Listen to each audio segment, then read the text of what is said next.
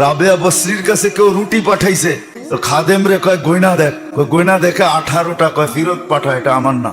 তো খাদেম বলে 18টা রুটি দিছে, তারপরও আপনি নেন না, কয় এটা আমার না, আমি নিমু কেন? তো ফিরত দিছে, কয় নিব না, ওটা নাকি ওনার না। তো যে পাঠাইছিল ও 20টাই পাঠাইছিল, কিন্তু যার হাতে পাঠাইছে ও রাস্তায় আসতে আসতে 2টা খায়া ফেলছে। তো যখন ফিরত নিয়ে গেছে, জিজ্ঞেস করছে ফিরত আনলি কেন? কয় উনি প্রথমে রুটি গনছে, তারপরে ফিরত পাঠাইছে। তো মালিকও গয়না দেখে কয় কিরে 20টা দিলাম, 2টা কই? আমি তো রাস্তায় খায়া ফেলছি। কয় এই জন্যই হয়তো রাখে না, আবার 2টা পুরা করে পাঠাইছে। কয় এইবার গয়না দেখ, কয় 20টা। কয় তাইলে রাখ, এটাই আমার। কয় কেন বললেন? কয় আমি সকালে 2 রুটি দিছি গরিবরে, আল্লাহর ওয়াদা আছে দিনে দুনিয়ায় 10 গুণ দিবে, তো 2টার বদলায় 20টা প্রাপ্য আমি 18টা কেন রাখবো? 18টা তো আমার না। রমজান মাস দিছিল আমাদেরকে, 30% মুসলমান নামাজ পড়ে না। বলেন এইখানে যারা আছি রাগ হয়েন না, পুরা মাস কয়জন নামাজ পড়ছো তোমরা? কয়জন বলো?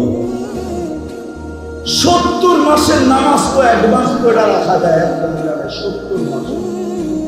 70 মাসের ফরজ অ্যাডভান্স করে রাখা যায়।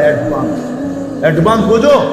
আগে এক ফরজ কয় গুণ রমজানে? কয় গুণ?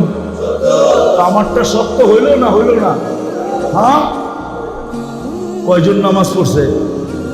গরম যে দিছিল এমনে দেয় নাই, এমনে দেয় নাই, আগুন দেওয়া দরকার ছিল। আগুন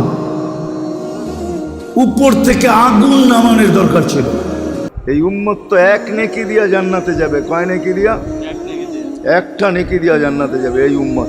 অন্য উম্মতের কথা জানি না আমি, এই উম্মত 1 নেকি দিয়া জান্নাতে যাবে। নবীর একটা আদর্শের কারণে জান্নাতে যাবে। সিরত মানি আদর্শ, আর এটা আমরা কদমে কদমে মুহতাজ। কেননা এই ছোট জীবনটা যদি গ্রহণযোগ্যতা পর্যন্ত পৌঁছাইতে হয় আল্লাহর কাছে, চাই নারী হই, চাই যুবক হই, চাই বৃদ্ধ হই, যেই মানুষই হই না কেন, যেখানেরই হই না কেন, যেই বাসারই হই না কেন, যেই বর্ণেরই হই না কেন, যেই পেশারই হই না কেন, যেই সোসাইটিরই হই না কেন, এই জীবনটাকে যদি গ্রহণযোগ্যতা পর্যন্ত পৌঁছাইতে হয় কার কাছে? দুনিয়া আলাদের কাছে না, মালিকের কাছে, যিনি 1 ফোঁটা পানির থেকে অস্তিত্ব দিছেন, যার কাছে আবার আমাদেরকে ফিরা যেতে হবে। পালানোর কোনো সুযোগ নাই। এই জন্যই কোরআন আমাদেরকে বোঝায় আইনাল মাফার। আল্লাহ বলতেছে কোথায় ভাগবে তুমি, বলো কোথায় ভাগবে? আবু তালেবকে নিজের হাতে আল্লাহ রসুল কবরে রাখছেন। যখন রাখতেছিলেন তখন চিৎকার দিতেছিলেন, আম্মি মা তারাক্তালি সাবিলা, চাচা কোনো রাস্তা রাখলেন না আমার জন্য।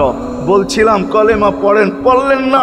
বলছিলাম ঠোঁটটা হেলান, হেলাইলেন না। বলছিলাম চুপ থাকেন, তাও থাকলেন না। সর্বশেষ একটা চিৎকার দিলেন, আলা মিল্লাতি আব্দুল মুত্তালিব, আব্দুল মুত্তালিবের ধর্মের উপরে চলে যেতেছি। এই কথা বইলা দুনিয়ার থেকে বিদায় নিলেন। চুপও যদি থাকতেন তো আমার জন্য কোনো সুযোগ হইতো। চাচা, ও চাচা, আমার জন্য কোনো রাস্তা রাখলেন। ভালোবাসা কাজে দিবে না।